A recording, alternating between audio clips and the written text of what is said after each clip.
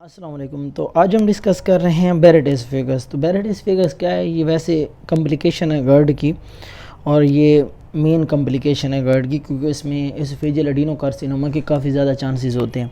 तकरीबन 25% रिस्क बढ़ जाता है एडिनोकार्सिनोमा का अगर बैरेट एसोफेगस कॉम्प्लिकेशन हो गर्ड की। तो अब बैरेट एसोफेगस में होता क्या है कि इसमें नॉर्मल जो स्क्वामस एपिथेलियम होता है वो कन्वर्ट हो जाता है कलमनर एपिथेलियम में।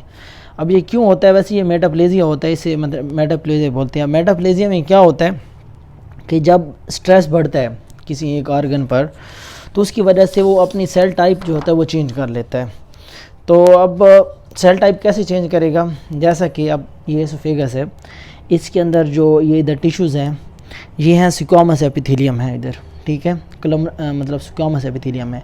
और जो स्टमक है इसके अंदर है columnar epithelium with goblet cell. अब गोबलेट सेल इधर होते हैं और उनका काम क्या होता है कि वो म्यूकस को सिक्रीट कर रहे होते हैं, जो गोबलेट सेल होते हैं इस स्टमक के अंदर।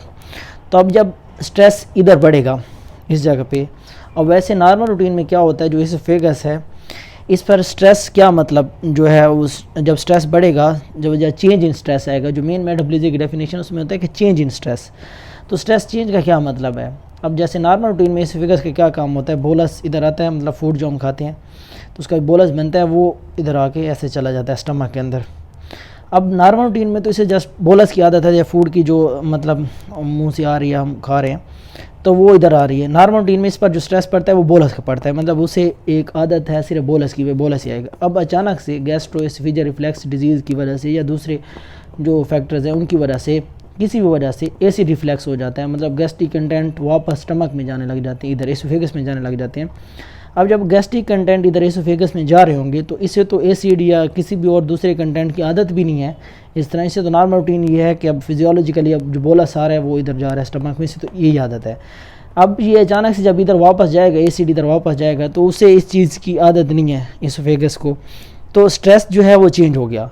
पहले जस्ट बोलस का था और अब इधर से एसिड वापस जाने लग जब जाएगा वापस पीछे एसोफेगस में, तो उसका वो स्ट्रेस चेंज हो जाएगा। जब स्ट्रेस चेंज होगा तो उसकी सेल टाइप चेंज हो जाएगी। जैसे कि इधर स्ट्रेटिफाइड स्क्वामस एपिथेलियम है तो वो कन्वर्ट हो जाएगा कलमनर एपिथेलियम में, जो कि इधर स्टमक के हैं।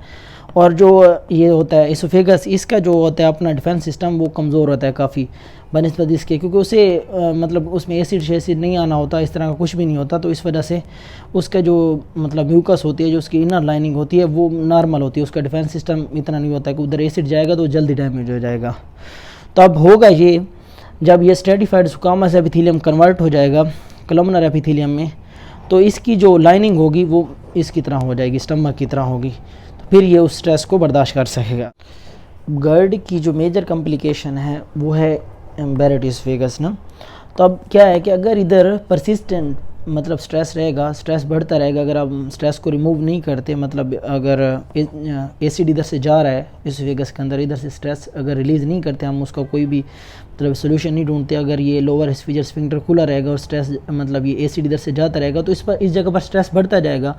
और जब ये स्ट्रेस परसिस्टेंट रहेगा, काफ़ी ज़्यादा देर तक रहेगा, तो उसकी वजह से क्या होगा कि जो मेटाप्लेजिया है ये प्रोग्रेस हो जाएगा किसमें, डिस्प्लेजिया में, मतलब ये मेटाप्लेजिया कन्वर्ट हो जाएगा डिस्प्लेजिया में, और फिर ये कैंसर में, डिस्प्लेजिया फिर इजीली कन्वर्ट हो जाएगा कैंसर में। तो इस वजह से ये मतलब ज़्यादा ख़तरनाक होती है जो बैरेट एसोफेगस की कॉम्प्लिकेशन है गर्ड की, क्योंकि इसमें एसोफेजियल एडिनोकार्सिनोमा के बहुत ज़्यादा चांसेस बढ़ जाते हैं।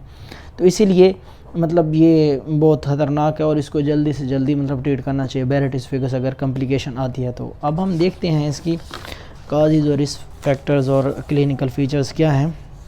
अब जो इसके रिस्क फैक्टर हैं, पहला तो गर्ड है जो कि बहुत इंपॉर्टेंट है। अगर गर्ड होगा तो बैरेट एसोफेगस होगा, क्योंकि गर्ड मतलब जो है गर्ड की जो मेन कॉम्प्लिकेशन है वो है ही बैरेट एसोफेगस। तो पहला तो इसका रिस्क फैक्टर गर्ड आ गया। फिर ओबेसिटी, अगर वो बंदा मोटा है तो उस वजह से इंट्रा एब्डोमिनल प्रेशर बढ़ता है और उस वजह से भी एसिड रिफ्लक्स का ख़तरा है, तो उस वजह से भी होगा, क्योंकि इसमें मेन तो रिफ्लक्स है। उसके बाद हार्टल हर्निया, हार्टल हर्निया में भी यही होता है कि उसकी वजह से जो लोअर एसोफेजियल स्फिंक्टर होता है उसका प्रेशर कम हो जाता है, क्योंकि एसोफेगस और जो स्टमक होते हैं दोनों स्लाइड करके ऊपर चले जाते हैं थोरेसिक कैविटी में, तो उस वजह से जो लोअर एसोफेजियल स्फिंक्टर होता है उसका प्रेशर कम हो जाता है, जिसकी वजह से रिफ्लक्स का चांसेस होता है। तो इस वजह से भी, क्योंकि ओपन होगा लोअर एसोफेजियल स्फिंक्टर, रिलैक्स होगा, तो उस वजह से रिफ्लैक्स होगा और उसकी वजह से बैरेट एसोफेगस होगा। प्रेगनेंसी में इंट्रा एब्डोमिनल प्रेशर बढ़ जाता है, due to oestrogen and progesterone level. ठीक है, स्मोकिंग भी इसकी काज है, इसमें ऐसी प्रोडक्शन बढ़ेगी, जितनी ऐसी ज़्यादा प्रोडक्शन होगी तो उस वजह से भी रिफ्लक्स का चांसेस होगा। अब डिलेड गैस्ट्रिक अगर ज़्यादा देर तक मैदा भरा रहेगा, खाली नहीं होगा, तो उसकी वजह से भी रिफ्लक्स का चांस होगा। और उसके बाद है इसकी कॉम्प्लिकेशंस। अब कॉम्प्लिकेशंस में क्या है, जो इसकी मेजर कॉम्प्लिकेशन है मतलब वो तो मेलिग्नेंसी है, क्योंकि इसमें एसोफेजियल एडिनोकार्सिनोमा का ज़्यादा चांस होता है। और उसके बाद है बैरेट अल्सर। अब बैरेट अल्सर क्या है कि ये क्रोनिक पेप्टिक अल्सरेशन, अब इधर पेप्टिक अल्सर हो गया, क्रोनिक पेप्टिक अल्सरेशन होती है तो उसकी वजह से बैरेट अल्सर होगा।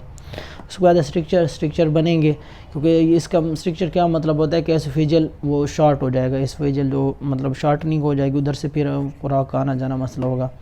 तो इन कॉम्प्लिकेशंस की वजह से फिर क्या होगा, डिस्फेजिया वगैरह होता है। तो अब हैं इसके क्लिनिकल फीचर्स ना। क्लिनिकल फीचर में क्या है कि इसमें हार्ड बर्न होगा, एपिगैस्ट्रिक बर्निंग सेंसेशन होती है। तो ये रेट्रोस्टर्नल होगी, मतलब ब्रेस्ट बोन के पीछे होती है, ये पेन होती है और बहुत ज़्यादा होती है, मतलब बर्निंग एपिगैस्ट्रिक सेंसेशन टाइप इसकी पेन होती है। और ये जो वर्स कब होगी, जब आप खाना खाएंगे तब मतलब पेन बढ़ जाएगी, या आप टाइट कपड़े पहनते हैं तो तब भी हो जाएगी, या आप लेटे हुए हैं तो तब भी मतलब ये पेन होगी। उसके बाद रिगर्जिटेशन होगी, क्योंकि इससे रिफ्लक्स हो रहा है तो इसमें रिगर्जिटेशन होगी, तो क्योंकि इसके अंदर लोअर एसोफेजियल स्फिंक्टर ओपन है तो उसकी वजह से रिगर्जिटेशन होगी। अब डिस्फेजिया होगा, डिफ़िकल्टी इन स्वॉल्विंग, क्योंकि इधर मतलब एसोफेगस के अंदर सारा मसला हो खड़ा है, इतना सारा मेटाप्लेजिया हो खड़ा है, या थिकनिंग हुई खड़ी है वाल के अंदर से, क्योंकि उसकी जो वाल है वो स्टमक की तरह बनी खड़ी है, थिक हुई खड़ी है, तो उस वजह से भी डिस्फेजिया हो सकता है। अब है हेमेटोमेसिस। हेमेटोमेसिस में क्या होता है कि जब वोमिटिंग आती है तो उसके अंदर ब्लड आने लग जाता है, तो ब्लड इन वोमिटिंग ये भी हो सकता है, क्योंकि उसकी वजह से काफ़ी ज़्यादा डैमेज किया है ऑलरेडी उस मिकोसा को इसने एसिड ने, तो उसकी वजह से ब्लड भी हो सकता है, वेट लॉस भी हो सकता है, और कफ होगा, ये इसकी गर्ड की वजह से होगा। और अब है डायग्नोसिस। अब डायग्नोसिस में क्या होता है, एंडोस्कोपी की जाती है और बायोप्सी की जाती है। एंडोस्कोपी अक्सर और with biopsy, endoscopy with biopsy अक्सर इकट्ठा होता है, क्योंकि एंडोस्कोपी से आप एक कैमरा लेके जाते हैं तो उसके अंदर आपको इतना नहीं पता चलेगा, जस्ट ये पता चलेगा हाँ डैमेज हुआ खड़े, लेकिन जब आप एंडोस्कोपी विद बायोप्सी करेंगे, एंडोस्कोपी बायोप्सी करेंगे तो फिर आपको सही पता चल जाएगा। आप उधर एक सैंपल लेंगे, टिश्यू लेंगे, तो फिर आपको पता चल जाएगा कि ये डिस्प्लेजिया हुआ है या मेटाप्लेजिया, तो कैंसरियस है या नहीं है, तो उससे ये कन्फर्म है, तो ये डायग्नोस्टिक होगा एंडोस्कोपिक विद बायोप्सी। तो एंडोस्कोपिक बायोप्सी अक्सर इसे बोलते हैं। अच्छा, उसके बाद है मैनेजमेंट। अब मैनेजमेंट में सबसे पहले तो लाइफस्टाइल मॉडिफिकेशन है, स्पाइस फूड नहीं खानी, उसने अपना वेट लूज़ करना है, ठीक है, और अपनी मतलब जिन चीज़ों से मसला हो रहा है वो ना खाए, ताकि उस वजह से पेन ना हो। और उसके बाद है सर्जरी हम करेंगे, और अगर डिस्प्लेजिया है तो फिर सर्जरी करेंगे, अगर नॉन डिस्प्लेजिया है तो फिर एंडोस्कोपी करेंगे, हर 3 साल बाद इसके लिए रिकमेंडेड होता है। अगर डिस्प्लेजिया है उसे तो उसमें हम करेंगे एसोफेजेक्टमी करेंगे, और इसमें मतलब एसोफेगस निकाल देंगे, जो उसका मतलब मसला होगा, जिसमें जो पार्ट उसका ख़राब हुआ खड़ा है, अक्सर इसमें डिस्टल एसोफेगस होता है, तो उसको रिमूव करके हम फिर स्टमक के साथ अटैच कर देंगे, बाकी जो एसोफेगस भाग जाएगा। तो ये होता है इसमें सर्जरी में जब डिस्प्लेजिया होगा। अगर नॉन डिस्प्लेजिया है मतलब तो फिर उसमें ये रिमूव नहीं करेंगे। और उसके बाद है पीपीआईज, उसमें दूसरा सर्जरी में दूसरा ये करते हैं कि एंडोस्कोपिक रिसेक्शन करते हैं, और लेज़र ट्रीटमेंट भी है जो एडवांस ट्रीटमेंट है। पीपीआईज देते हैं नॉर्मल रूटीन में भी देते हैं, क्योंकि ये जस्ट आपको रिलीफ देने के लिए। अगर नॉन डिस्प्लेजिया है तो फिर पीपीआई से भी ठीक हो जाएगा। अगर कैंसर बना खड़ा है तो फिर तो मसला होगा, फिर पीपीआई से काम नहीं चलेगा। सिस्टेमिक कीमोथेरेपी कब करेंगे, जब ये मतलब कैंसर बन जाएगा या डिस्प्लेजिया हो जाएगा, ठीक है, तब करेंगे। और एंडोस्कोपिक रिसेक्शन भी तभी करेंगे जब मसला हो जाएगा, जब मतलब कैंसर बन जाएगा। तो ये आज का छोटा सा टॉपिक है इसका बैरेट एसोफेगस। मतलब ये इतना वैसे बड़ा तो नहीं है, ये कॉम्प्लिकेशन ही है। तो ऑलमोस्ट इसमें जो साइन सिम्टम है या इसमें डायग्नोसिस है या ऑलमोस्ट जितनी भी चीज़ें हैं सारी गर्ड के साथ ही एसोसिएटेड हैं, क्योंकि ये मेन गर्ड का ही रिलेटेड ही है। तो ये था आज का टॉपिक हमारा बैरेट एसोफेगस।